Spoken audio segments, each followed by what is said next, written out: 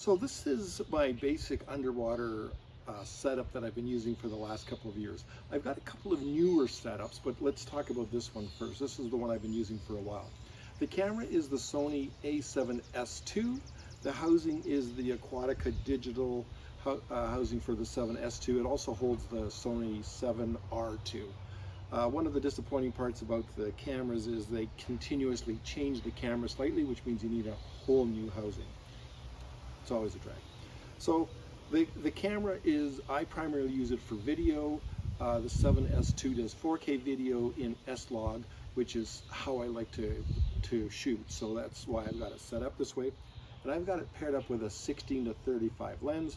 Now the lens has a collar on it so that you can zoom the lens underwater. So this collar fits on the lens and then that gears in with the zoom ring here on the housing.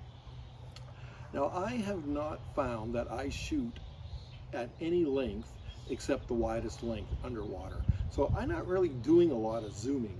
Mostly what I'm doing is shooting at the widest. So it might be a better idea to get a prime lens, maybe an 18mm, 14mm prime lens. It would be faster, it would focus faster, it would be lighter, it would be smaller, it would probably cost less money.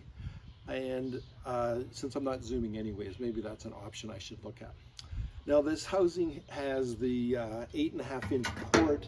There's a larger one, I think it's 9.5 inches. There's some smaller ones, and there's also flat ones for macro. It's all interchangeable.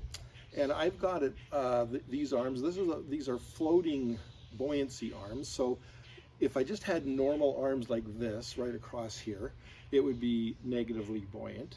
And then with these two floating arms, it's still slightly negatively buoyant. Maybe I need to add a smaller third one in the center just to get a little more positive buoyancy. Right now it's slightly negative buoyant, but these arms are helpful.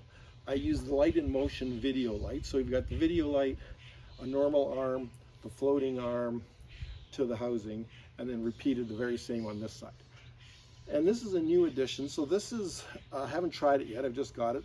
The idea here is this snaps onto your BC, there's one on each side, got it on your BC, and then when you want to start videoing, you just unclip it and now you can shoot your video, but you can't really lose your camera, which is probably a good thing. So I haven't tried that yet, we'll have to see. I had a different lanyard system before, and now I'm going to try this. The other thing I wanted to mention is on the camera itself, I've got custom function 1 is set to manual white balance. So when I press C1 here, it takes me right away to the manual white balance, which allows me to use a white card and do white balance at working depth, which is just how I tend to do it.